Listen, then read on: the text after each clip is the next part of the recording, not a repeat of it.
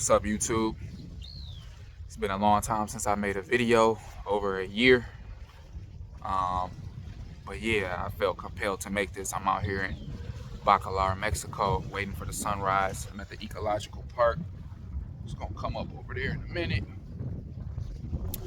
But yeah, I don't know what it is about me when I'm out the country traveling. Something about being thousands of miles away from home allows my thoughts to synthesize a little more, and I can kind of get my ideas out. But something I want to make real quick, a thought I've had, some of my random thoughts, but here on the Lake of Seven Colors. But what software development taught me about the afterlife. So I know that might sound super random, but hear me out. So I got my first software development job back in 2022. I knew a little bit about something. I didn't know a lot about everything. But you know, the main thing, a big thing in software development is defects, testing defects, right? Problems arise within the system, this very large enterprise and complex system. Problems arise and they have to be corrected. Bugs need to be tested, or corrected, tested, and then you know, finally fixed. And there are different environments that this is done in, right? So anybody who works in software knows you got, and you know, I've only worked for this one company, so I can't say how everybody does it, but at the lowest level you have your personal sandbox environment. Personal sandbox, that's where it starts. That's where you start making changes. Give me a second. You got the personal sandbox. So if you want to make changes in production, you start there, and then if the changes are successful, you move it to a different environment. You move it to a different environment. Or if it's a bug, you replicate it in the sandbox, right? Everything starts in the sandbox. Then, and that can be likened to the lowest environment. And then after that, again, this is just the company I work for. Then there is Dev INT. And then, you know, bugs get tested in here, or changes get made in Devin. Then they move to UAT. Then they move to SIT. And depending on what the bug is and what and each one tests for different things, and depending on what the defects is, the bug is, or changes you're trying to make, sometimes all environments are not necessary for it to be passed through. Something can be no sit required, right? It can go straight from UAT to whatever. Prod fix, production fix, something I don't use a lot, but I know that's another environment, right? And then eventually, each one tests for different things, and if it's passing the test in each environment, then eventually it reaches the highest level, which is production. That's where, you know, that's what the business is running on. That's what you know, all the money is being made on it. You can't afford to have a mistake in production because it's just too much. Too many clients, too many things can go wrong. So you have to test in these other environments first, right? Bug, hear me out. Now listen, defects need to be tested. Bugs need to be tested and corrected. They have to pass the test. And if they pass the test, they can move up to a higher environment.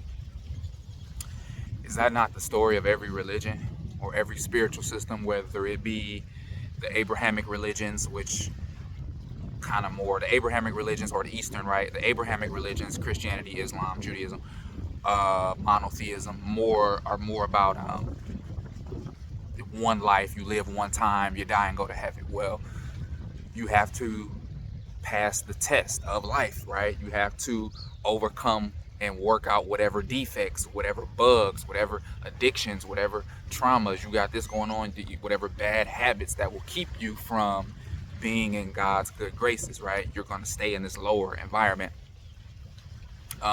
if you can't pass the test to come up to the higher one, heaven, right? I think this is more in alignment with the Eastern religions, though, which for the most part embrace reincarnation. So, right, you have the wheel of samsara, birth, death, life, and everything, and there are different realms, earth realm, you got the Deva realms. I'm not, you know, a Buddhist scholar or Hindu scholar, but, you know, I do know that they acknowledge different realms, right? Someone who becomes a monk in this lifetime and overcomes the world and gets, you know, gives up everything. The idea is that at the time of death, they will ascend much higher than, you know, than someone else who might have to come back down here again, stuck on the wheel.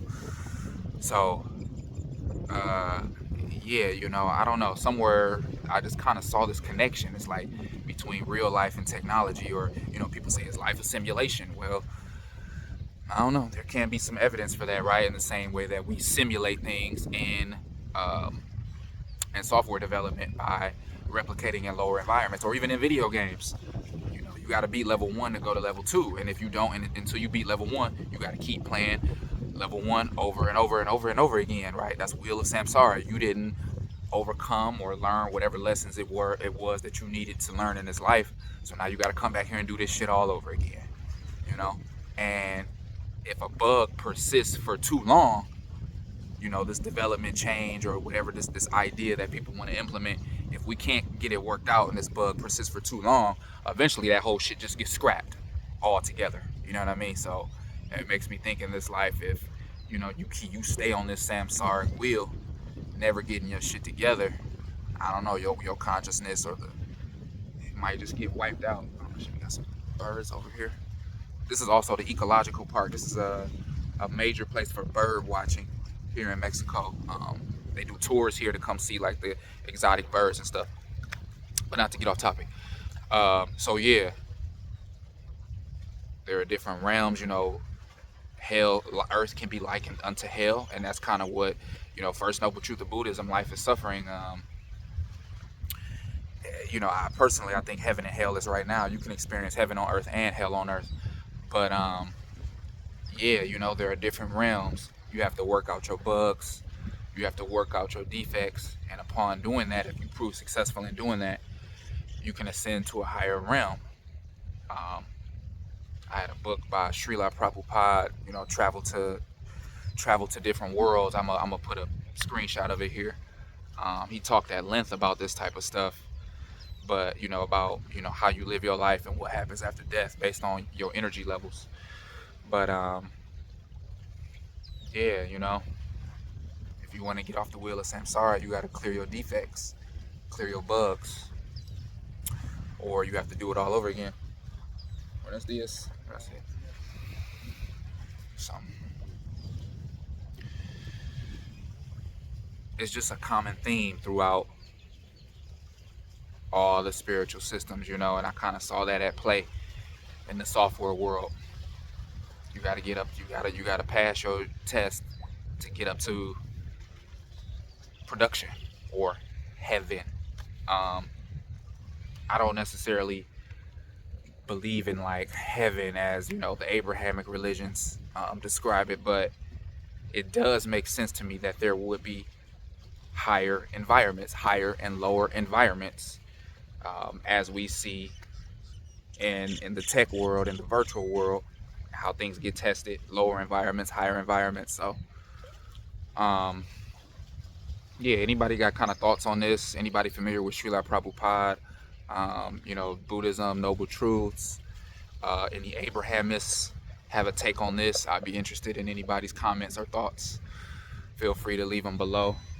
Sunrise should be coming up any minute here. I was hoping I could catch it during the video, but it's not looking like I will.